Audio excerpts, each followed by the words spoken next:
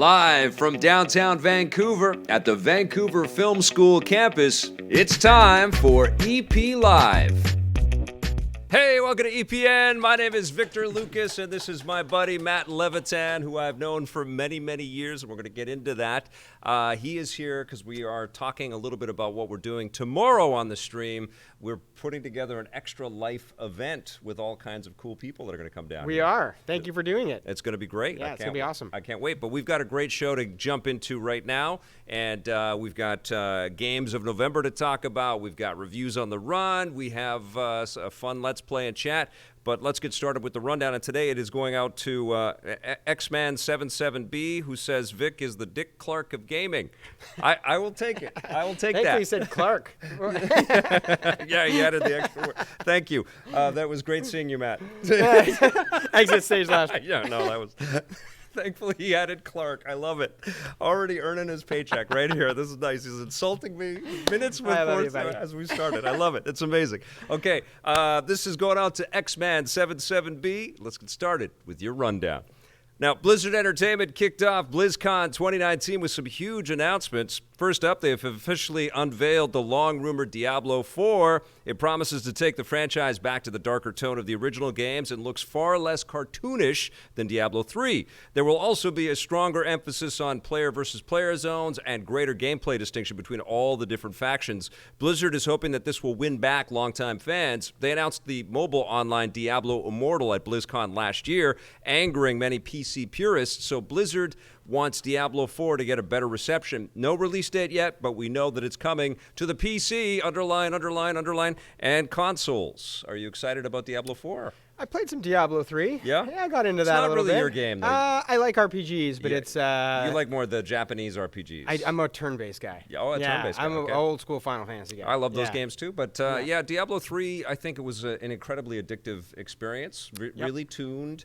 I think, purposefully accessible. They really wanted to kind of bring as many people in as they could, which they learned, I think, from World of Warcraft, even though it had some darker overtones. But I think there were a lot of detractors, and I think more than anything, they learned a ton on Diablo 3. That's why they're chasing this mobile market. Could you believe the I was about to bring up the year? mobile game. I was about to say that. Is that too taboo? Can I No, discuss of course, that? no. Yeah, I think it threw a lot of people for a loop. That was not what they were looking for. But they've had a bad year. Good launches, good announcements, great stuff added to existing games, but they've had so many controversies, and that was a big one at BlizzCon last year. Yeah, and you wonder how much is the vocal minority, or is it really a majority of people that are like, this is not what we want from your IP? Well, it's know your crowd, right? Yeah. It's like it took Sony a long time. Now, Matt had a long history at Sony, and we're not going to throw any Sony things under the bus or anything like that, but I can now if I want. You can, but, I don't know how cool that would be. But, truth be told, both Nintendo, remember in Peter Main era and the Sony era for a long time at E3s and press conferences, it was all about numbers, and we got this install base and it's huge. We're making so much money, and after a while, this sort of enthusiast crowd that covered all this stuff, their eyes would glaze over, and we talk about that at every E3, and so finally, Nintendo started to do the directs, and Sony started to do these shows, cinematic experiences. Yes, and Microsoft picked up some of the learnings there too, and I think this is what happens. The game companies come out, they try to innovate and try to sort of reveal some information, and then they learn, and then they revert or they adapt. And at the end of the day, I think the customer has the loudest voice, and I think that's what's great, right? Know your crowd. Absolutely, and I think they're going to tell you. They're certainly not shy, this industry, to tell you what they like and don't like, and listen, pay attention. And I think that's really was the whole impetus in terms of how we launched PS4 is like, hey, let's listen to the crowd. Let's give them what they want. Yes, 100%. And, I think when you put a company as big as Blizzard sort of on the back foot like this, all they can do is come back and rise up to those challenges, and it sounds like they have. Diablo 4 isn't the only big sequel announced at BlizzCon. The developer also unveiled another long-rumored sequel, Overwatch 2. As expected, it will have new characters, weapons, maps, modes, and story content, as well as all the existing characters and maps from the previous game. Thankfully, all the progress and unlocks that players have already earned will also carry over. Blizzard hasn't said how many new characters are being added, but they have said that there will be more character progression, giving players the ability to level up and customize. Overwatch 2 will deploy next year. You an Overwatch fan? My older son is. Okay. Yeah, he's really a competitive shooter guy. Yep. I'm a story-based shooter guy. I like my BioShocks and my Resistances and things like that. I'm not sure that's how you say that in plural, but yeah, he'll dive into an Overwatch and do PvP all day long, and I need some narrative. Yeah, and I think that was a complaint that was levied at Overwatch, and it's almost like they did the kind of the Titanfall move, where they launched a whole bunch of multiplayer fun with the first game, and then they surprised us with a really deep, cool story campaign. I'm hoping that's kind of what we get out of Overwatch. That would be great. That would be a nice little extra effort to the fans, but also to the folks that know they're not going to necessarily compete in the Overwatch League. They actually want to be in the universe, but they want to experience the characters in the story without having to worry about player versus player on a grand scale in esports. And honestly, how do you not do that with these rich characters and all of their awesome personalities? And they've spent the last few years really educating us about their backstories and the skills and the attributes that each of these characters have. Now let's use them in some interesting ways, right? Totally, yeah. The design itself, the art direction, and the design of the characters is spectacular. So let's dig into that a little bit more, and let's get the backstory of these characters more than just throw them in a map and have them fight each other. And truthfully, if you're going to sell the game, which is presumably what Activision and Blizzard are going to do, they're going to make you pay for it. Yeah. You can't really do that, I think, now after Fortnite and PUBG and some of these other, and Apex Legends, some of these other free-to-play excellent shooters out there. Mm-hmm. If you come out and say, well, we're multiplayer only and we want your full $60 US price tag, there's going to be a lot of people sort of fighting back against that. And honestly, I don't know how Call of Duty ever reverts away from... speaking of big shooters, reverts away from the campaign. Mm-hmm. I feel like there's still room for single-player shooters, like single-player story-based first-person shooters. Yeah, right? And even when they are reliant on an esports crowd and the player versus player community to build up the popularity of it, I'll still take that 6 or 8 hours of the Call of Duty campaign. It's a roller coaster. Yes. It's amazing. There's stuff coming at you every 2 seconds. There's planes crashing into where you are, and it is on rails in some respects. But that's what I expect, and that's what I love. And if it's not there, I kind of I take a pass on the non-story Call of Duty games that we had last year. Yeah, and honestly, this is just like brand extension. If you're like bringing more people into your experience like this, you've already built the groundwork. You've already got so much legacy stuff that's working. Yeah. Now you're gonna build a bunch of cool ways in for the people that don't want to join the Overwatch League. Problem is the cost. The moment you got to make the single player campaign is you got to sell the action figures somehow though, right? And that's the scale that we're at here with a lot of these things. Like Call of Duty is not just to sell the game. Clearly they make all their money off of the microtransactions and the extended stuff, and Overwatch does that as well. But now these things are toy lines and Lego sets and eventually movies and so you need to kind of fulfill all of the opportunities there, and it's surprising that Overwatch doesn't have a mobile thing yet. That is. I mean, they certainly have figures and there's toys. I mean, you'll go into any toy store and there's an aisle of Overwatch figures and Overwatch Lego. My sons are right down into that, so that that's selling and it's great, and the merchandising part of it will help extend your brand and your characters. And mobile probably is the next iteration. But we used to talk about that at Sony all the time. Is like, how come we don't have an Uncharted mobile game, or why is there no God of War mobile game? And like, do we just take Nathan Drake and put him on your phone? Because that doesn't sound that good, right? Like we've built this up into being 4K or 1080p or whatever franchise build was in whatever generation, but the moment you put it on your phone, it seemed to lack the luster. So you start getting card-based games and other genres that are built around the same IP but not the same experience, right? So it's an extension, but it's not Uncharted on your phone. I wonder how much or how soon things will change, as these little things that we carry in our pockets become more and more powerful. That is very true. Yeah. All right. And there's one more big piece of BlizzCon news to talk about. The venerable MMO World of Warcraft is getting a new expansion called Shadowlands. As the title implies, players will be able to explore the mythical Shadowlands, which in the game's version of the Afterlife, it's in the game's version of the Afterlife. So don't be surprised if you encounter the souls of fallen foes. This is the 8th expansion for WoW since it launched back in 2004. But Blizzard says there's no end in sight. Shadowlands will launch next year. I'm never going to play World of Warcraft again. I'm never going to go back to it. Not classic, not no, nothing. never, no never expansions. Play. There's and no way no to bring you offense back. to Blizzard or any of like. I don't have any time for that. You know, it was an amazing experience. I remember Tommy and I reviewing it when it came out. Like, what the hell? This is huge. I know. It's MMOs so cool. are just the moment you start having kids and jobs and life. It's just how do I get into an or MMO? other games. Or other games. Yes. Yeah. I mean, the year I was big into Final Fantasy 11. Yeah. Like drug addiction big. Like Yes. I played that thing like it was going out of style. Yeah. And I didn't touch another game for 2 years, and Yeah. the backlog just kept growing and growing. And Right. it was, I said, I gotta just delete this thing. That which is, I think, in the age of YouTubing and did I just verb YouTube? YouTubing. YouTubing. Is that? Does anybody ever say YouTubing? Or am I the first? I've never heard that before. It's a weird no, one. I think that you can. YouTubing, and YouTuber. Yes, I think I am a YouTuber, which is crazy. But in twitching, did I verb Twitch? I just did. I verbed Twitch. Okay, Twitches and I don't know how to say it. Streamers. That's the word I'm looking for. Go. In the age of streamers, like sticking with one game for 2 years, that actually can turn out to be a career.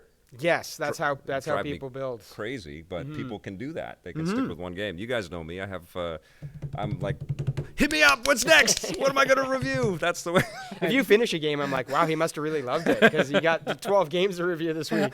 Let's go. Yeah. All right. Well, it looks like Nintendo is finally ready to move on from the 3DS with Pokemon Sword and Shield landing later this month. Nintendo plans to migrate more big franchises away from the aging 3DS and onto the newer Switch and Switch Lite. That's according to Nintendo president Shuntaro Furukawa, who tells the Wall Street Journal that they're currently working on new Switch games and franchises that are traditionally associated with the 3DS and previous handheld platforms. Although he didn't name which franchises specifically, Nintendo clearly sees the Switch Lite as their next-gen replacement for the 3DS, which was released back in 2011 and has more than 75 million units.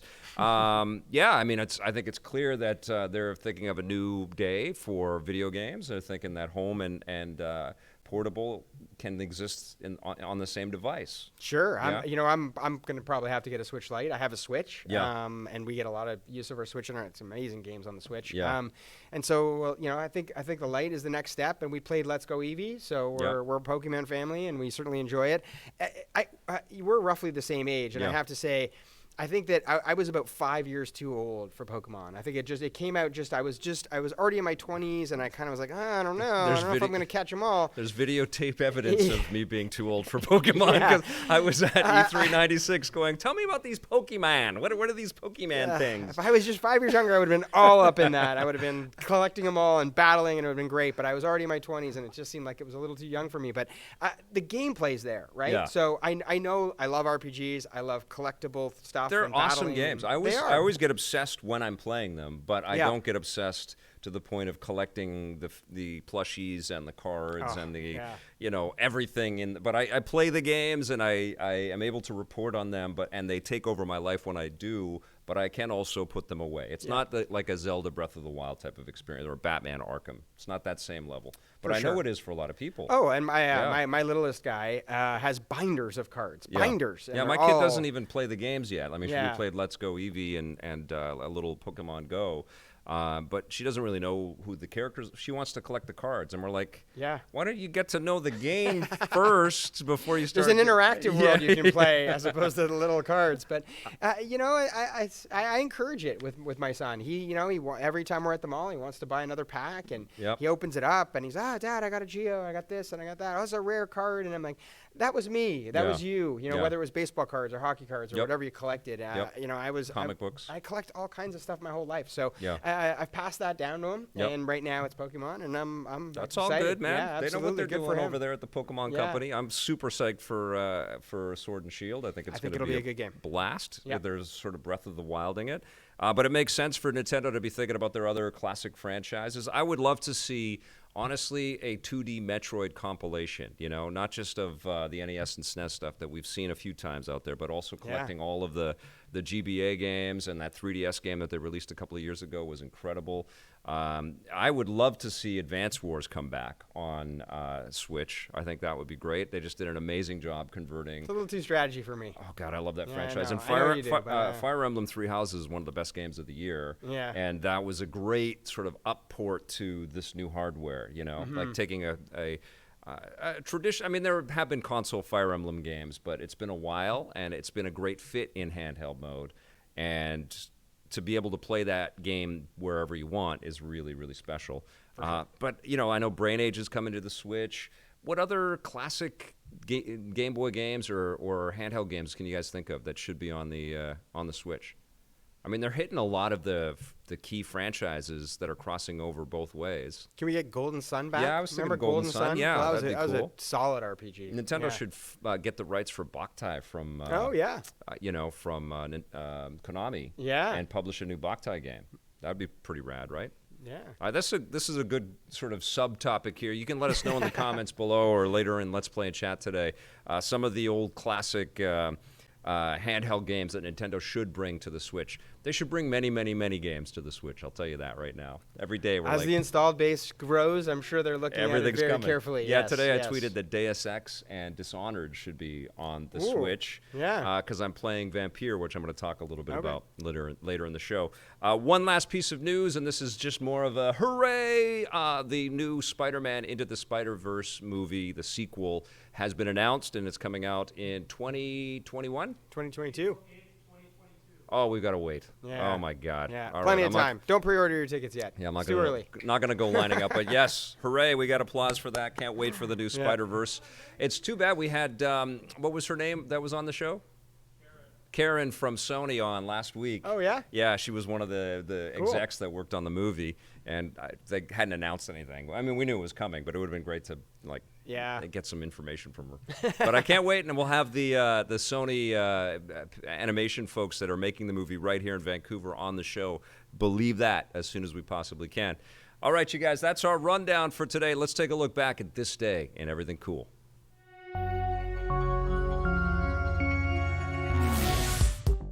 Welcome to This Day and Everything Cool for November 1st. On this day in 2007, the world's most iconic video game character took to the stars. Nintendo released Super Mario Galaxy on the Wii in Japan, with a Western release following 2 weeks later. It was one of the first big games developed for the Wii from the ground up, which meant that it used the motion-sensing Wii Remote and Nunchuck to move Mario around the screen and manipulate environmental objects. The coolest thing about Super Mario Galaxy was its mechanics. The developers played with the idea of gravity, with Mario navigating different spherical planetoids with shifting centers of gravity and perspectives. This gave a whole new dimension to the idea of platforming and meant that players were no longer restricted to flat platforms and environments. Thanks to the insane popularity of the Wii itself, Mario Galaxy sold almost 13 million copies worldwide, making it one of the best-selling games in the entire franchise. A sequel, Super Mario Galaxy 2, followed in 2010, and the gravity-shifting mechanics have found their way into other Mario games, like 2017's Super Mario Odyssey.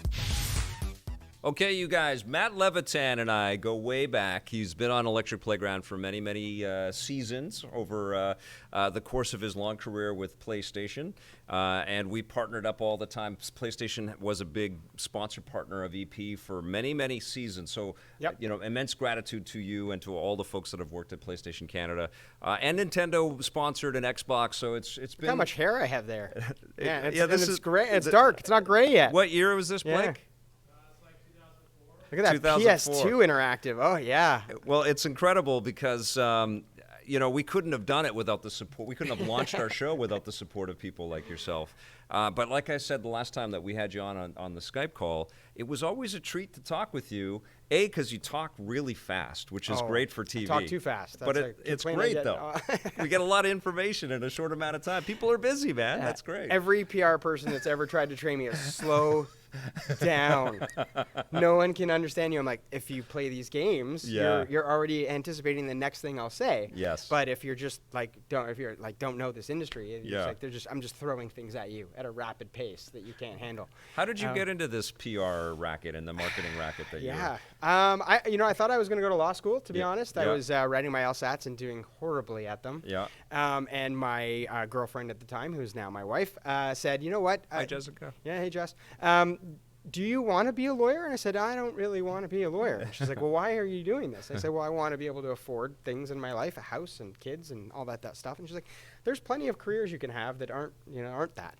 What do you like? And I said, I like video games. I like TV. I like movies. And she's like, well, how about marketing? So looked into a program. I moved to Boston. I went to Emerson College and got an MA in copywriting and graphic design, and worked in New York for a while, and then moved back to Toronto in '97 and worked at the ad agency that had PlayStation on their account. That's not a bad place to start. Yes, if you want to work in video games, that's amazing. And I literally was I was an American citizen moving to Canada. I was getting my dual citizenship, and they weren't sure how to pay me for the first few weeks because I didn't have a social insurance number or anything, and they paid me in games. Did they? Yes. I don't think that's legal, Matt. No. I think you might be revealing something. I think I got like Game Day '97 was like that, and like Blasto, I think, were like the copies of the games I got my first paycheck. And I kind of came home and I'm like, look, honey, this is awesome. And she's like, how are we gonna pay the rent with that? Yeah, are you hungry? Yeah. Here's a disc. Yeah, so that didn't work out. But it's, you know what, I've been a gamer my whole life, as I know you are. And I love this industry. Even when I left PlayStation, I knew I wanted to stay in it somehow because I just love games. And can't tell you how many days I worked at Sony that I said, I can't believe they're paying me for this. Yeah. You know, I can't believe this is my job. I felt that lucky. So you were there in the PS1 era. You were working with the agency, but were you then you moved over to PlayStation Canada eventually. Were you there during PlayStation 1? I think I was still on the agency side on PS2, yeah. So I started in '97, so we were a year and a half in on PS1, which came out in '95. So PS2 I was agency, but by PS3 I had moved to PlayStation, and PS4 I was there for PlayStation. So and all you helped Vitas to launch and PS3 then? I did. And Vita. And PlayStation 4. I did. Amazing. Yes, and PSP Go. Remember that PSP, little guy? Oh, yeah, I love that. Yeah, that was a great machine. Totally, pocket size. Yeah, absolutely, little slide-up screen. But you know what? It was fantastic, and we always talk about going to E3, and I always loved it, and the excitement of the announcements and the games, and just growing up Sony in the industry. at E3 this year at all. I know, it was weird. It was weird. I was there for my own business, but I just walking around I think there was an energy drink in the area where PlayStation was, like, you know, in that hall where Xbox and Sony used to be side by side, and there was an energy drink there, and I was like, oh, this is not right. Yeah, this is what's going on here. Yeah, E3's going through some big changes. Yeah. But before we jump to that, let me just say because we were talking about this day in gaming. Yeah. This day in gaming, I didn't watch the clip there, but November 1st, 8 years ago was Uncharted 3. Right. And I don't know if you remember, I'm sure it's probably in the video. I don't know if you remember your review for that on Reviews on the Run. I do, you remember that? Yeah. So, Scott Jones and I. Obviously, we were super excited. This was our opus. This was our big holiday title. We get the review. Vic loves it. 9 out of 10. Yeah. It's fantastic. Yeah. He's like, it's a great game. And so I'm actually wearing. Shut up! I brought the shirt. No. I found it. Scott Jones. I love you, Scott Jones. He decides he's going to give the game a 6.5 out of 10. Right there. He breaks Metacritic right there. Right there. Great game. Amy Henning, wherever she was reading this, was like, who's Scott Jones and how does he give me a 6.5 out of 10? That's amazing. So I brought the shirt to wear today. So this day in gaming, 8 years ago. Vic 9, Scott Jones 6.5. He's a tough guy to please. He is a tough guy to please. He's very particular about the games that he loves, but he does love a lot of games. Yeah. But even at that 9, I was disappointed. I mean, this was a perfect 10, but come on, I loved it. I thought it was incredible. It was a good game. That's because I saw that. So I think Naughty Dog released a little This Day in Gaming little clip of their release, and I wanted to play it again just based off of that. And there's scenes in Terminator that made me want to play Uncharted 3 as well. Mm-hmm. It's just that the high of Uncharted 2. 2 is incredible, right? And I think that's like Empire Strikes Back, so good. Yes. How does Return of the Jedi compete with that, right? And I think standing on its own feet, Uncharted 3 is a fantastic game. Yes. But 2 was mind-blowing. I think it just shook the whole industry to its That happens core. all the time, right? Mm-hmm. Like the game that comes out and surprises everybody, and you just can never surprise everybody again. Yeah. You get that one shot at it. It's like Odyssey was an incredible game, and it didn't sell as well as Origin. No, it sold better than Origins. Yeah. But it didn't shock us like Origins did, because like Assassin's Creed Origins, I'm talking about. Like that was a great kind of reinvention, and the ancient Egypt stuff was so cool. Odyssey looks better and plays better, and it's ultimately sold more. because I think there's a deeper game in there. Yeah. But it didn't shock us. Whenever you make a drastic turn like that, Yeah. and with Origin being a new environment and everything, it was just a new person and as a lead, and you stop and you go, okay, we got a breath of fresh air in this franchise, and then building on top of that, even if you take something that's great and make it better, it's still not new, right? So I think that might have been some of the problem. I'm actually playing through Origins right now, actually. It's so cool. Yeah, right? It's fantastic. Yeah. I'm actually really enjoying it. And Odyssey is incredible too. You worked at PlayStation for a long time, and I'm sure that you're working with Extra Life. We're going to talk about that in a second. But you have other partners that you work with in the video game space. But what do you think about when you think about PlayStation? What made it a special place and a difficult choice for you to walk away from to kind of change your life? And you mentioned that you moved to Kelowna, and there's no PlayStation Kelowna currently. So I tried. It didn't work out. Yeah, I went to my boss, who's actually still at PlayStation, Steve Turvey. Yeah. And I said, hey, I can do this job from Kelowna if you want. Like, I can just, why don't I just move to Kelowna and still be your marketing lead? And he's like, no, you can't. People would be reporting to you. How are you going to do that? Yeah. So I wanted to stay for the purpose of the fact that I love the people and I love the product. Yeah. But I think you kind of know when it's time to move on, right? Yeah. And just personally, I think it was a lifestyle change that my family and myself wanted, and it's been that. But as far as a job goes, I'll never have anything probably like that again, I don't think, where there's just so much excitement every quarter, every year. There's look at these great new games coming out. And, first time I showed people God of War 1, I was so excited because I'd had a chance to play it before we showed it to any media. And they were like, what do you think? And I just was gushing over it. It was like my own baby, and I wasn't even on the dev team. But it was that kind of passion and excitement that I knew, I'm in the right place. This is the right job for me. There's been a lot of changes at Sony in the last little while. There has. Andrew's not there. Sean's not there. John Drake went to Disney. What's going on? What's the word? Yeah, I mean, we're getting close to the end of the life cycle for sure on PS4, so that has something to do with it. I think sometimes it's kind of like you get to the end and people have been on the train for a while and they've been on this ride and steering and directing. They've delivered a baby. Yeah, and I think go to college. Okay, now we're going to do this again with PS5. Yeah. I don't know if I'm on the train again. You know, I think that sometimes you feel that that's a good stopgap point for people to go, maybe it's a time for me to try something else. Yeah. And the business is changing, right? I mean, and we can talk about brick and mortar and digital versus physical and streaming platforms and all those things. This could be a 6-hour show. Yeah. But there's so much influx there that I think it also changes the staff that you need and the the different skills that people should have when they look to what's the next gen system or the next gen software going to be, right? Yeah, so there's a lot that's just changing, and that's what makes the industry great. But it also is tough for people that have painted themselves into a corner with a specific role. Do you think Google Stadia's got a hope in hell? That's on our November games, I think. Yes, it is. Yes, it does, and that's funny that I think this because I think it has an exclusive game that looks fantastic, and that's Guilt. Yeah. So I think and which is we can go all the way back to the NES when you have one exclusive game that looks fantastic that everybody has to play, that can stop everybody and go, I will take a very serious look at this because that's a game I can't play anywhere else. I can only play on here, and it looks that good that I want to buy it. So it's got me looking at the Stadia. Yeah, that's a great point, right? Games can become industries unto themselves in a way. Okay, well, one of your clients is Extra Life. Yes. And what are we doing tomorrow? We are going to do a really fun fundraising effort here. So Extra Life, for those of you that don't know out there, I mean, it's been around for 11 years, so it's been around for a while. Yep.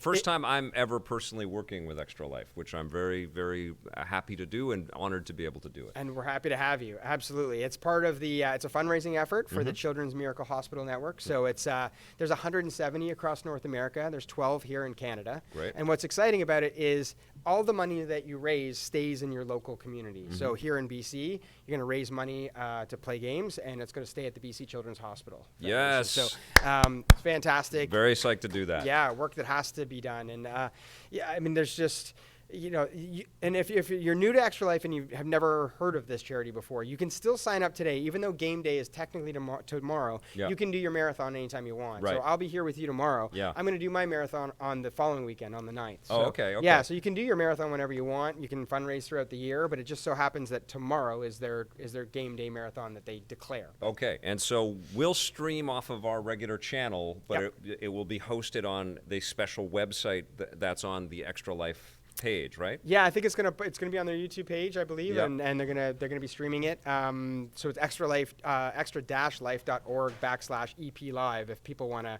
join Vic's team and fundraise, and I'm on that team, so you Awesome. can certainly join me. And it's just a fantastic charity. They've been great to work with, and it's really important to me. I have 3 kids, so it's 1 in 10 children in North America need some sort of pediatric care at one of these hospitals. That's Yes. an astounding number. Yes. So it needs some private funding for sure. It needs We've some been to fundraising. BC Children's, as I mentioned, a Yeah. couple times. So, yeah, very happy to help out a little bit. And so this is open to the public, and the stream starts at noon Pacific tomorrow here in Vancouver. So if you're anywhere in the vicinity or can come on down to the Vancouver Film School at 390 West Hastings, you can come and be a part of the group here. We're going to have the Coalition is going to be here. Yep.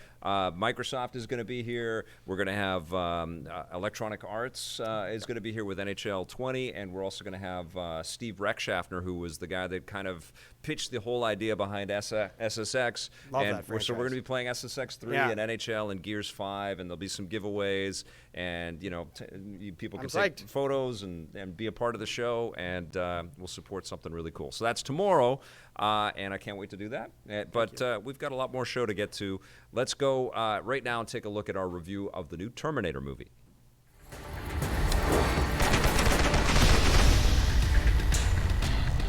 Hey, I'm Victor Lucas. This is Johnny Millenium, and you are watching Film Fury. Can I just interrupt? Yeah. Film Fury is back. Film Fury is back. We've been off for a while, but we're back. We had a lot of video games to play, but now we're here reviewing this movie. It is the crazy video game season, but yes, Terminator got us back together and out in theaters. It's called Terminator Dark Fate. It stars Arnold Schwarzenegger and Linda Hamilton. Is back. Woohoo! And Mackenzie Davis and Natalia Reyes and Gabriel Luna, who was just Ghost Rider on Agents of S.H.I.E.L.D. for a run there, okay. too.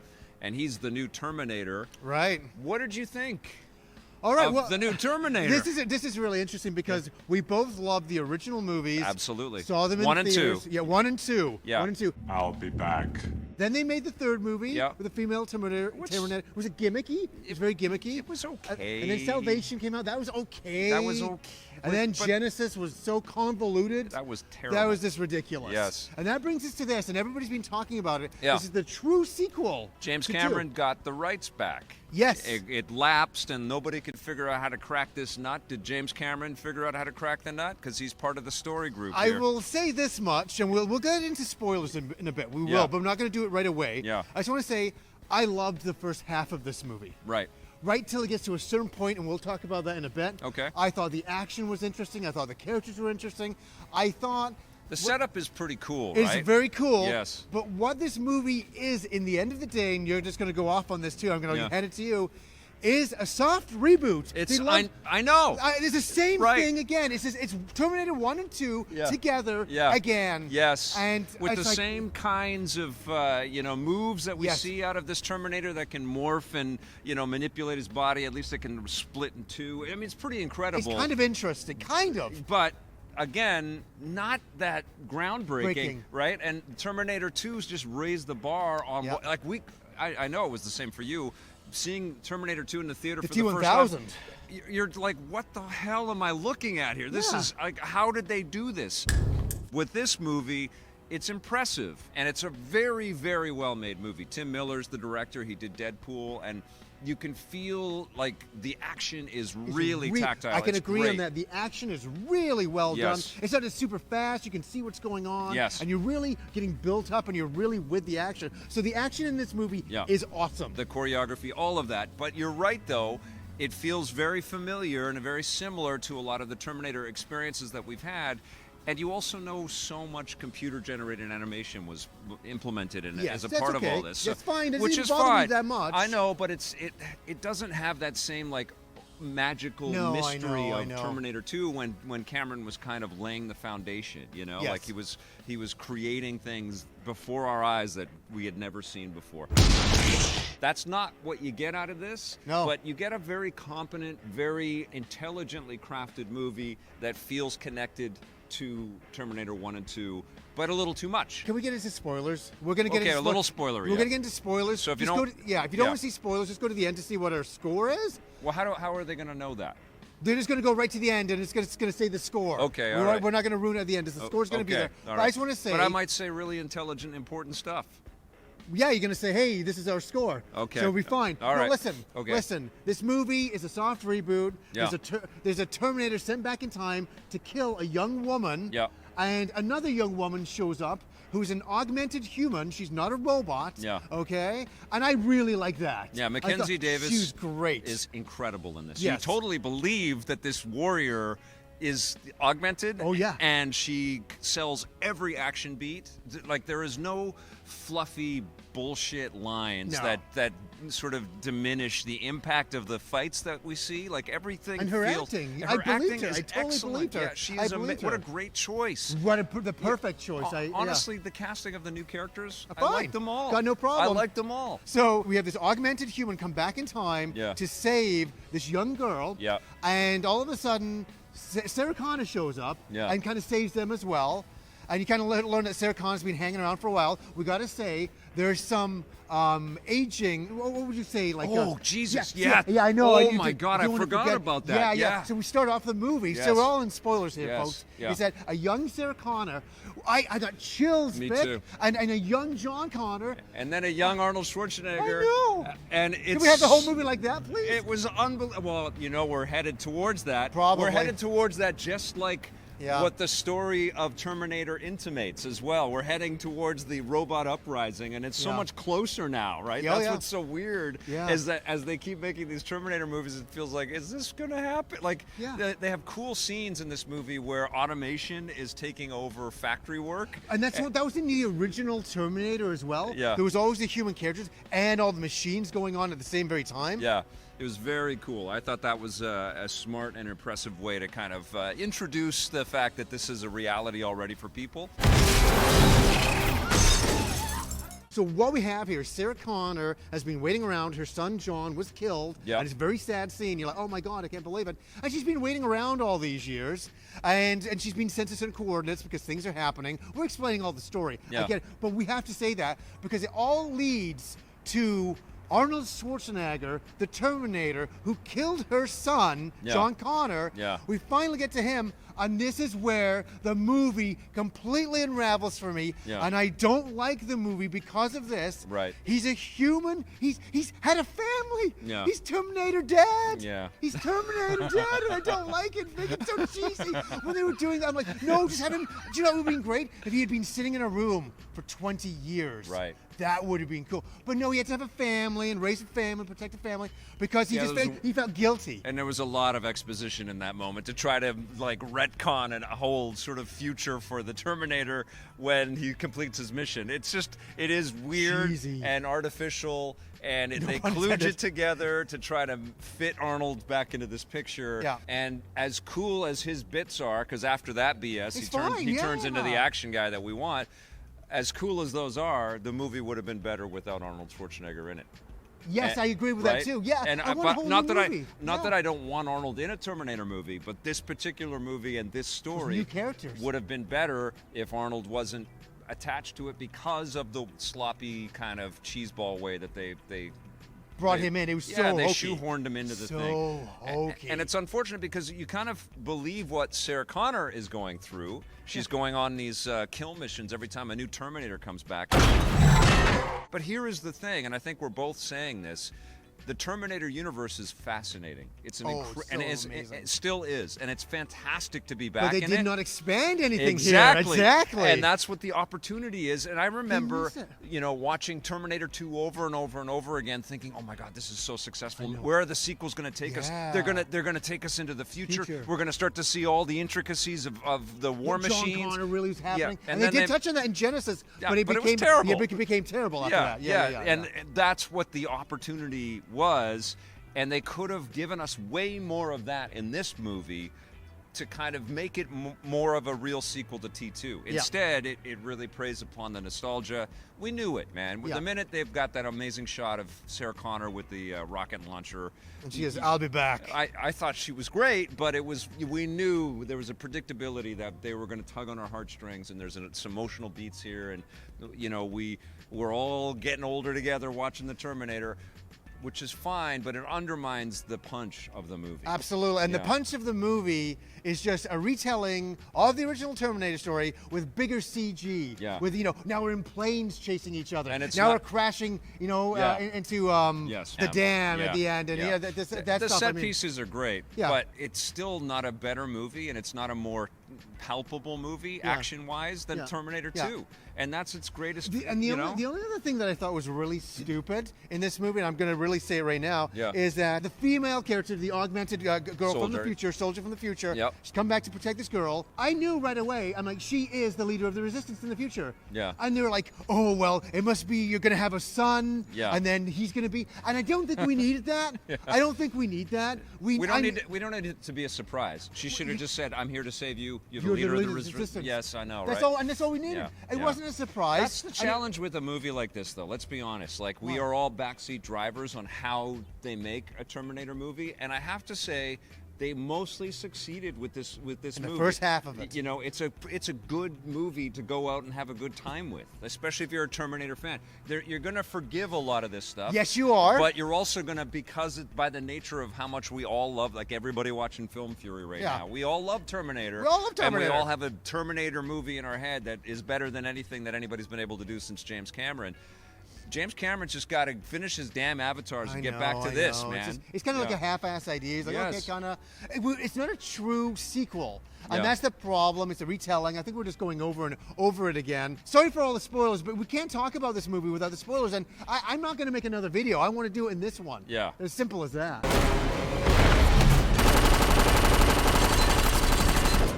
I still like the movie. I liked it. But not.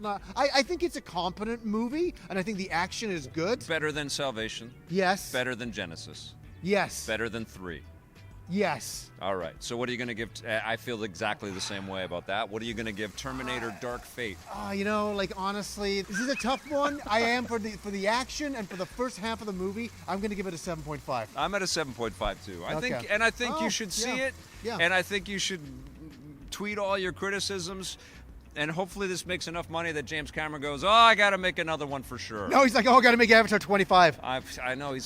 I'm looking forward to those Avatar movies, but I want him back on Terminator. Absolutely. Yes, Terminator is still worth seeing. Apologies to anybody that missed the spoiler announcement. We did. We tried. We did say that we were going to spoil some stuff. Very hard to talk about that movie without spoiling stuff. It's definitely going to be a very hot topic of conversation this weekend for geeks like us. But it is a fun film. Okay, we've got something cool today because it is November 1st. It just so happened that we've got Matt Levitan in the studio here with us on the first day of the month, and there's lots of big games. There's lots of big games that have come out this year so far, but November has a bunch of really big titles that we want to keep our eyes out for. One of them is Mario and Sonic at the Olympic Games, Tokyo 2020. I gave you guys my first thoughts on this game. Is this on your radar? Is this something that you guys... Well, first of all, is it up for longest title on the Rocket and Ray Gun Awards this year? Mario and Sonic Summer Games Tokyo 2020. I think what it is there's so many stakeholders and so many people need hey, wait presented by Coke. I don't how long is this title? But it's on my radar, is to answer your question. It's actually quite fun. I mean, I talked about it in my first sort of thoughts of the but they went even more kind of fantasy with a lot of the events. Yeah. And it's really, really good. It's a good-looking game, but it's also a lot more kind of fantastical. You get they also have this retro mode where you get sucked into this handheld game. Yeah, it's like a 16-bit version of some of the sports. That seems very cool. It's very charming. I think that I'm always looking for a good E-rated co-op game to play with my family. You got one right there. That is on the Switch. That's great. We got plenty of controllers. And that console exclusivity and the licenses that they have with the Sonic characters and the Mario characters gives them a lot of room to be creative, and I don't think they're squandering that. Yeah. Yeah, no, I mean, you have boxing and karate, and there's so much stuff they're throwing at. Skateboarding. Is there skateboarding in this game? Yes, there is. That's crazy. And surfing. Surfing, yeah. And there hasn't been a good surfing game in forever. And there's a third-person shooter type game in there. Yeah, it's pretty damn cool. Yeah, on my radar. Let's talk, and that's November 5th. Also out on November 5th is Red Dead Redemption 2 for the PC. Ever heard of this game? I've heard of this. I've heard of this game. I think there's cowboys in it or something like that. Yeah, massive game. We knew it was coming to the PC. Didn't know that it was going to be tied to the Stadia announcement. I know. Right? Wasn't that weird? Yeah. But did you play So, RDR2? Yes, I did. And here's the problem. I got into the bit of the beginning, and my disk drive broke on my PS4. Oh, shoot. And I know some people, so I should make some calls and get it fixed. Yeah. So I'm only playing games. Yeah. Who is this again? So I'm only. They only don't take calls from Kelowna. No, they're like, it's that guy asking for free software again. Can you just mute him?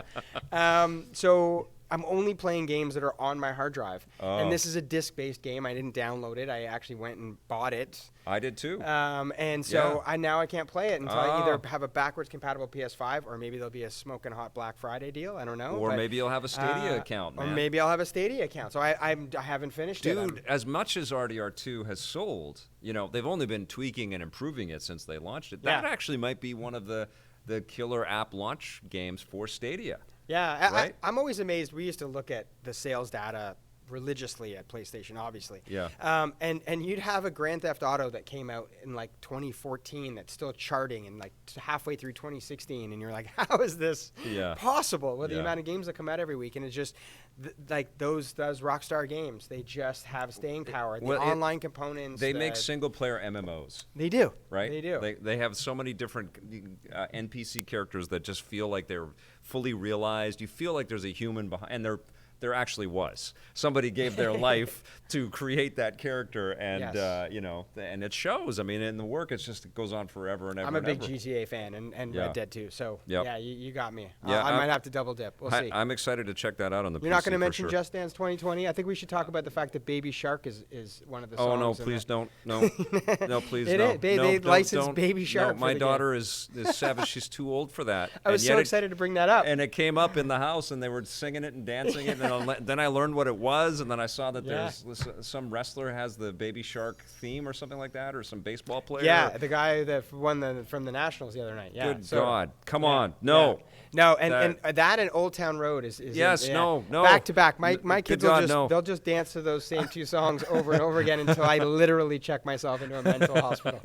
So, is that how that Old Town Road became so? Is it the kids? It's kids. It's like little kids that have just turned it in. How do you tap into that? That's the market. How do you get 5-year-olds addicted to a song? They get feverish and stuff. If you can get a 5 to 10year-old to like your stuff, you're golden. They also love Billie Eilish. Like my kid wants Billie Eilish tickets. She's never been to a concert. It's like, okay, I guess we're going to Billie Eilish. Okay, crazy. November 8th, you might have heard of this one, Death Stranding. All the reviews hit today. Yes. Polarizing review. Yes. A lot of acclaim for the game, but a lot of people. I don't have a code yet. PlayStation hasn't sent me a code, so I haven't touched it. Don't know anything. It's coming. I will have a review for you as soon as I possibly can. But if I still work there, buddy, I'd have your back. But I can't send you a copy. But I was hoping you'd played it because I don't know what's going on. I watched these trailers, and I think it was Greg Miller or somebody said it. It's a mixture of No Man's Sky meets Metal Gear, and I was like, well, those don't sound like two games that would go together very easily, do they? So I'm like, I don't know what to expect from this thing other than I like Kojima's games, and I also cool, like crazy ambition and people trying to create sort of new ways in and new ways out of the art that this medium kind of allows. Do you know what scares me, though? I'll tell you the one small thing that scares me, and it did a little bit with Red Dead too, is that it's a slow burn in the beginning, right? And if you're busy, it's hard to go, well, I'm just going to spend the first 8 hours delivering packages, and then it gets good. Yeah, No Man's Sky's like that as well. Yeah, I have a hard time with that. I'm like, can I get some goodness going in the first couple hours just to kind of wet my whistle so that I'm in, right? Like, don't make me build fires and catch horses for the first 8 hours. Like, let me get into this game. Yeah, I'll have a Death Stranding review for you guys as quickly as I possibly can, but I haven't started to play it yet, so stay tuned for that. But that comes out November 8th, along with Need for Speed Heat, which I also haven't started to play yet. That's kind of in the pecking order. That's coming up soon. But I'm looking forward to this. It's kind of leaning more into a mix between Hot Pursuit and Underground, which is the exact right way for Ghost Games to go. And it's also, I've said this before, it's their third kick at making a Need for Speed game. Yep. Generally, when studios have 3 times at bat. Third time's the charm. Usually. Yeah. You look at Burnout, you look at Grand Theft Auto, and there's lots of other games that we can kind of pull that from. I like open world racing games. I'm kind of a sucker for those. I enjoyed The Crew. I thought that was a really good franchise. Yep. And when they started to bring boats and planes and stuff, I was like, all right, it's getting a little crazy. crazy. Did you play the Forza Horizon games? I have played Forza Horizon, yeah. They're ridiculous. They're so good. good stuff. Yeah. And so I'm looking forward to Heat. I actually enjoyed Payback. Yeah. Playback. You did? I did. I liked it. I was the small minority, I guess, apparently. But I played Rivals. I played most of the Need for Speed games, and I do enjoy them. The first Need for Speed that they did, where it was all at night. Is that just Need for Speed? Yeah. That Ghost did. Yeah. That looked amazing. Yes. But it got a little tiresome that it was kind of the same aesthetic. And some of the character stuff that they throw in just gets a bit cheeseball. It does. That was going to be my point. Is that they get a little trite with the story. Yeah. It becomes just trope after trope, and you're just like, I want to race cars. Yeah. You can throw a story at me if it's good, Yeah. I guess. But if it's just a lot of stereotypical characters and things Horizon like that. took a few kicks at it to get good with that. I think 3 was a big kind of turning point for Forza Horizon, and 4. I don't think was as impressive and surprising like we talked about earlier as 3 was, but it was still really solid. That's the competition now, I think, is the Horizon franchise. So they got a Need for Speed. It's crazy. The venerable, sort of king of the hill has to kind of get back there again.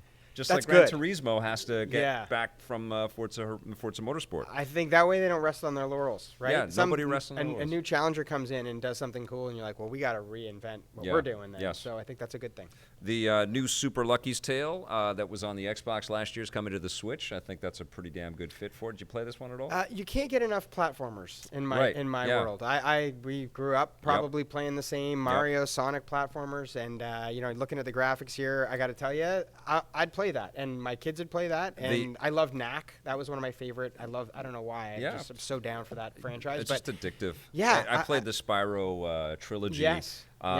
Just on the Switch recently, and it's not as good looking as it was on Xbox and PlayStation when it launched, but it was a great fit on Switch. And I played this on Xbox, and I thought, okay, this is quite fun and cool. But it wasn't as good as the Ratchet and Clank redo that PlayStation, which was amazing. That was fantastic. Yeah. But it is fun to jump back into these, no pun intended, into these worlds. The Oculus game though is so incredible. The Oculus Rift VR Lucky's Tale is amazing. It's still one of my favorite VR games. It's so great. And actually, this is kind of a tangent, but the Oculus Quest came out this year. They announced that you can just put a USB-C cable into a PC and turn it into a Rift. Oh, really? So a lot of the Rift games that that you could only play with the Rift hardware, you'll be able to play on the Quest hardware. Oh, cool. When you won't need all of the anywhere the you go. Yeah. Okay. But you'll need it to be hooked up to a computer. That's the only thing. All right. So that comes out November 8th. November 12th, we've got the Legend of Bumbo. It's the new game from the Binding of Isaac devs, and that looks pretty fun and weird and twisted. Weird. Yeah. We talked about these games before we went on today, and so I looked that up. It's weird. Legend of Bumbo. What is this? And so I literally had to watch the trailer like 10 times to figure out what was going on. It's a puzzle game. I'm picking different things from different lines. The papercraft kind of aesthetic, the cardboard box kind of. It's like art that our kids would make. Yeah, I'm just wondering, am I not into this because I didn't really love Binding of Isaac, or is it just the gameplay that might be surprising me? But I don't. You know what? This is one of those games, and I will say this. I bet you I try this for 10 minutes and I'm addicted and I play the heck out of it, but a trailer just can't do this justice. Right. It's really hard for me to know how addictive and how fun it is by watching this. Yeah, they certainly have an incredible imagination and some really clever sort of ways to kind of mix up familiar, game design ideas. I'm looking forward to checking that out for sure. November 15th, we've got a couple of huge games. We've got Pokemon Sword and Shield, which looks to kind of shake up the formula a little bit and make it a little bit more open world and exploratory in 3D. Yep. I got a chance to get a little hands-on at E3, and it's impressive, man. It's a big game, and they're not squandering this opportunity, I think. I think they want to really go to the next level. I might be playing the other big game that day, but I know that's good because I think this is going to be on the Switch, and I just said earlier in the show, my kids are huge Pokemon fans, and they'll be down to play this for sure. And it does look good, and I have to say, Galan, if that's how you pronounce the world that this is set in, is it's a good looking area. I mean, you look at I think they said that they fashioned it after the British Islands, right? And you can see like the architecture and the things like that. It really does kind of have that sensibility to it. And I'm sure my kids will get totally hooked in catching all it while I'm playing the other big game that's coming out that day. But which is Star Wars Jedi Fallen Order, and super pumped up about that.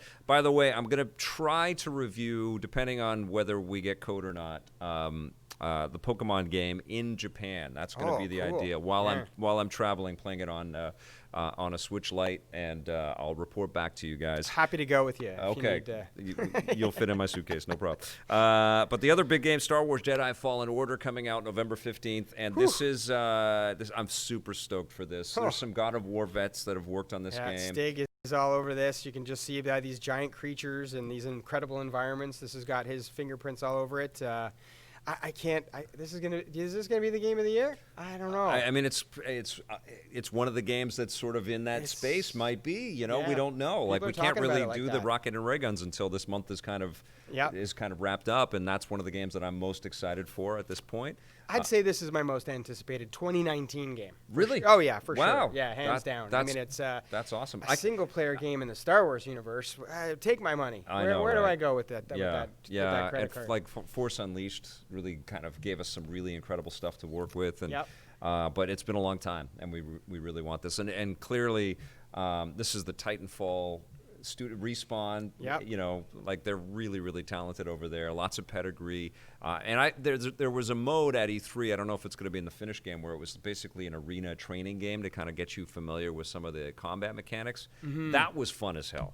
It was just fun flinging stormtroopers all over the place, and doing jumps and flips and using the lightsaber and force powers. I was like, wow. I think that's one of the things he said. First and foremost was like, we got to get the combat system right. And you watch these lightsaber battles, and you're like, oh, I think you nailed that. Yeah, I think you got that down pretty good. I can't wait for that game. I'm psyched. I can't believe that I've already reviewed Luigi's Mansion and the Outer Worlds, man. Like, and the latest Call of Duty game, and Legend of Zelda: Link's Awakening. It's been insane. This has been a good year. And Astral Chain. So those two games are coming out. We're not really going to dig too much into this, but Age of Empires 2, the definitive edition, is also coming out on November 15th. That was an amazing game when it first came out. I do want to check it out again. I do like RTS titles. That franchise is near and dear to my heart, but we kind of know what we're going to get out of there. Now, November 19th is the big question mark, Google Stadia. I purchased the Founders Pack. I want to support this crazy dream that friends of mine, Phil Harrison and Jade Raymond, who I've known forever, are both involved in. And there's other people that I know over there as well. And that's what sort of encourages me about Google Stadia. But I haven't gotten any notification from Google that I can pick my name or any, like, it's coming out in 2 weeks, it feels like, and I don't. Gets worrisome. It's like, when do I get to register stuff and download things, but it feels like they're going to say it's on, blip. It's weird. I'd be a little worried. There's some smart people over there. There's no doubt. I mean, Phil and Jade and Jack Buser, who was with us for many years at PlayStation, some really smart folks. And the promise to deliver 4K, and to that streaming service anywhere in the world. Jack Buser's over there too. He is. Yeah, he's a good guy too. Yeah. I think that they have a great team. They have a great product. As we said before, I think there's some good software. Guild looks amazing, and there's Red Dead coming out from day one, and So where are they? So and I think that, and this is why there aren't that many people that out there that make hardware. And I don't know if you can't technically call that hardware; it's a service. But but software is one thing, and a platform is something entirely different. And there's just so much to get right on that launch day. That I can't tell you how many times we thought we knew what our allocation was going to be for day one for a hardware release, and then it goes, well, it might not be that day, and it might not be especially that number, in Canada. and we might short ship you. And you're just like, guys, I spent all this money on TV and events and a launch party, and I'm like, but that's launching a hardware. That's what it is. I mean, I remember it was PS2 or PS3. One of them we had to airship units from Japan via Korea Air to North America. This to is make different, the launch. though. And it was like, we are insane. This is having the hardware in cities all over the world to handle people connecting to it. Yep. Right, all the server hardware and the internet infrastructure kind of ready to go. And certainly this first few months, probably the first year of Stadia, it's going to be bug tests. Like everybody that's involved with this is tough to do that though. Yeah, I know. It's tough to launch a finished product and go, okay. Especially with that Google brand, right? Exactly. We're expecting Google's level of quality on this, yes. But we're still working out some bugs. It's still not 4K. It's still this. It's still that. So I hope, guys, we get it right. I would love for November 19th to come and for it to be a massive launch. I don't have this. It's a tall ask. It is, and I have this comment that somebody posted under one of my vids, one of the rundown vids about how can anybody hope to fight the big three with Sony, Microsoft, and Nintendo? And my point to him was, well, Microsoft did it. They came out of nowhere and said, we're going to make a console, and then we all thought that Sega was going to make consoles forever, and I explained that Atari used to be number one, and it's like, you know what? Everything changes every time, and honestly, the lead changes in every single. Like nobody expected Nintendo to come back from the Wii U with a Switch, and nobody expected the Xbox to drop the momentum that they had with the Xbox 360 with the Xbox One, and all of these major changes behind the scenes with PlayStation 4 could be trouble for PlayStation. We don't know, right? And also what kind of gets me worried, whether it be a game or a platform or a hardware launch or whatever, is, we're a couple of weeks out. I'm not seeing a lot of marketing. There's not a lot out there telling me that it's coming out on November 19th. I know, the people watching the stream know. We're all hardcore in this world. I mean, one of the things average about folks, Stadia, though, is people don't have to leave their screen to be on Stadia. Yeah. Right? They can, like this internet sell you kind of position that they're going to have. Like people are going to be watching a YouTube video and a thing will pop up and say, do you want to play this right now? Yeah. And you'll be playing it through your Stadia connection. Probably if you have a Google. I mean, I don't know what they're going to do. Like Apple TV Plus launched today. Nobody's talking about that. But unless you're getting reviews of the launch content. But, it's getting out to people because people are in the Apple ecosystem. And maybe it's an antiquated way of looking at things, but I mean, I saw the Mandalorian trailer, right? And I go, I got to get Disney Plus, right? Like it just, there was a click there that I just said, that's a service I'm going to have to now get because there's no way I'm going to live in this world and not watch that show. Yeah. And I'm not feeling that from Stadia yet. Right. Yes, it's Google. Right. They could turn it on in a second and they have more power than anyone, right? Yeah. But I'm not seeing it yet. And maybe there's just a little reticence on their side to say, well, let's just not go out of the gate super hard with a big marketing push until we know this thing works as well as we believe it will. And that could be it, but I hope it does. Clearly, we have got to talk about Stadia some more before it comes out. This is a big subject. Yeah. Okay, Narcos: Rise of the Cartels comes out November 19th. It's kind of a tactical shooter type of experience, and that looks like it could be fun. I just hope it honors the show. Shenmue 3 comes out on November 19th as well. And did you fund that Kickstarter too? I did not. Oh, okay. No, because I got burned a couple times. I funded the Ouya. Oh. Yeah, I got burned a few times. I was like, you know what? I'm not going to do this anymore. I think that's enough. No, but I am psyched that it's coming out, and I'm mostly psyched for people like my friend Johnny Millenium who loved the original Shenmue games. I think I enjoyed them. You loved them. I thought first one was great. I was looking for sailors. It was amazing. They didn't change my life, but I've just heard Jose Sanchez's impression echo through my head. Yeah, absolutely. Have you seen some sailors? November 21st, speaking of Star Wars, Vader Immortal, the Episode 3 launches on the Oculus platforms. You haven't played any of these? I don't have an Oculus, no, but I VR Star Wars. I was like, I gotta get this. It's pretty damn cool, but I think, what happens is we're going to see incredible Star Wars action in Fallen Order, and that's what everything's going to be compared to now. Yeah, it's going to be like the quantum shift of all things Star Wars in the next 60 days, right? You got Rise of the Skywalker and a great Star Wars game from Respawn, and this is a VR game coming out. It's like, I love that. I love when all worlds converge. Well, and hopefully Rise is amazing, and Mandalorian is amazing, and you been to the park yet? No. No, me neither. No. Well, let's go to the park. Yeah. Maybe I'm waiting for the second ride, I think. Okay. Yeah. All right. I'm down with you. And then November 22nd is Civilization 6.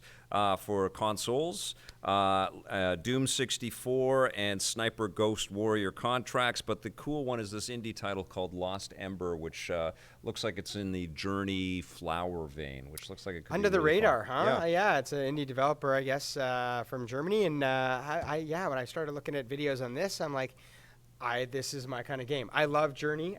Me too. All that Genova Chan stuff was like, I still have it on a lot of my hard drives because I'll go back and visit those worlds. I think they're beautiful and they're fun and interactive. Yep. And I just, I look at this and I'm like, this is my kind of game. I will totally play this. I see the VR Grid is in our chat. How you doing, VR Grid? Great to see you. And there's also one other big VR game that comes out in November, but I don't think we have any footage for it. It's called Stormlands from Insomniac, pre their purchase. And now exclusivity, presumably, for the PlayStation platform. Yes. Smartest move that they've ever made. Yeah, there was rumors they're trying to buy some more, too. Yeah. That's what I hear. They got to do it, right? That's what it's all about. It's all about the content. Okay, so there's our Healthy November, and of course what's going to happen is I'll try to play as many of those and review them as well as I can. And then in December, we are on the road to the Rocket and Ray Gun Awards, but we'll have some buyer's guides on some of the stuff that's come out this year. Oh, I love those. I love when you guys do those. Yeah, for some, some suggestions. But lots and lots of kind of end-of-the-year wrap-up content is on the way. And there were a couple of, I'll do this as a clean intro here again. Now, there were a couple of games that came out that before Halloween that really led into this spooky kind of aesthetic that I wanted to get to, but just ran out of time. And I thought this is the last day that I can really talk about these. I streamed a little bit of Moons of Madness from Funcom, and I've also been playing Vampyr on the Nintendo Switch. Let's talk about Moons of Madness for a little bit here. This is a first-person survival horror type of experience, psychological, twisty kind of horror. And it was kind of spooky. But it's very, very methodical and very slow. You are set on Mars. You've lied to your father, who thinks that you're in a mission in Antarctica. And there's a bit of a backstory about what befell your family. Your mom's gone your mom just left the family, and so you have a tight sort of bond with your father, but some questions about your mother, and some weird stuff starts happening on this lonely, isolated base. You've got chatter in your headset, and you can hear other people within your little community there on Mars, but for the most part, you're very lonely, and you've got to deal with all the practicality of just staying alive on Mars. And it was a little maddening, like I can't just open the door and get into the land or to the sort of Mars buggy. I got to press the hatch and then release the air and then put make sure that the air is all concentrated. Then I can take my helmet off. Then I can go and turn it on. And you can't control everything, and it's not open world. So there's a little bit of a, sort of ride down the funnel a little bit. There's a little bit of freedom. And you do get chased by some pretty scary, freaky monsters, and the sound design was actually pretty solid. I haven't beat the game. I haven't played it for hours and hours and hours, but I thought it was... Is it on PSVR? No. It's not VR. Yeah. It does feel like a good VR experience. Oh, yeah. It's on PlayStation. It's on, I think it's on Xbox. I played it on the PC. It was pretty cool. I think it was pretty cool.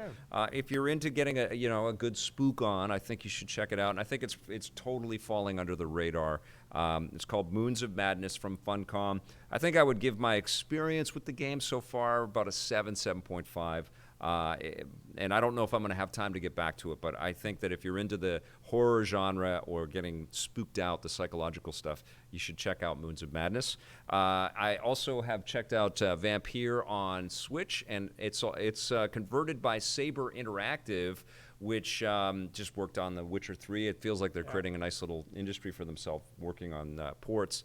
But they've done a pretty solid job of a game that looked like a Switch game on the PlayStation 4 when I played it. And so it almost feels like a better fit on the Switch, even though it's not as tight as it was when I played it on the PlayStation 4 Pro.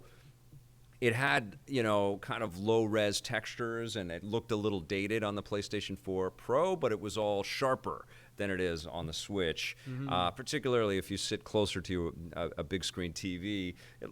There's draw-in, there's pop-in, but this is a cool game with a very interesting story about a doctor that wakes up in a bed of corpses and realizes that you've got vampiric instincts and you've got to go. The first person you kill, little tiny spoiler alert, it's in the very opening of the game, is your sister. And so that just completely F's you up, and you're like, oh my God, I'm a monster, and you try to kill yourself, but you won't die because you're a vampire. It's just really heavy, set in a Gothic Victorian England, but you're also a doctor, so you've got this sort of altruistic, medicinal kind of instinct where you want to take care of people, and so you're completely conflicted. So that's great subject matter for a story. And that's what you get out of the game. The combat's okay. It's an action RPG, so there is some, light hack and slash type gameplay, and you get vampire effects like the ability to bamf from location to location, like Nightcrawler, which I liked. That's awesome. And you get claw attacks, and you get to, mesmerize some of your victims or some of the people and use them as shields, and then you can also pick up guns and all kinds of other stuff. And that stuff's okay, but there's been lots of way better combat mechanics in other games. You're not going to mistake this for God of War. But the aesthetics of the world and the music and the voice acting, it's pretty damn cool. And it's a nice kind of game to escape into. But one thing I definitely did notice when I played it in portable mode is the text was tiny. And if you need reading glasses, like maybe one of us does. Both of us. It was like, what am I looking at? You definitely want to have your reading glasses handy. But it's a cool game. Definitely pick up The Witcher 3 for your Switch if you haven't played that game yet, and the Switch is what you play on first. But Vampyr from Don't Nod is a really solid little game. And in fact, it's such a solid game that they have picked up the rights to it. They're going to make it into a movie. So, I didn't know that. Yeah, clearly they're onto something there. Yeah, all right. So I would give Vampyr on the Switch a 7.5 to an 8. So it's hovering in that kind of field right there. So good luck with that graphic, Blake. Okay, you guys, it is already past the time that we would end the show, so we have run out of time for us to do a little Let's Play and chat, but what a treat to have Matt Levitan with us. It was fun. I had a great time. And we're going to be back tomorrow with a fantastic couple-hour stream here right on the channel on the channel that you're watching us here, but you can also find us on the extra-life.org websites /EP Live. And let's help some kids. If we could do that tomorrow on the stream, that'd be great. Or come on down. Huh? What time? Or come on down. It's 12 to 2 tomorrow, and be with us here in the space at 390 West Hastings, the Vancouver Film School Cafe. We will see you tomorrow, and until then, please play forever.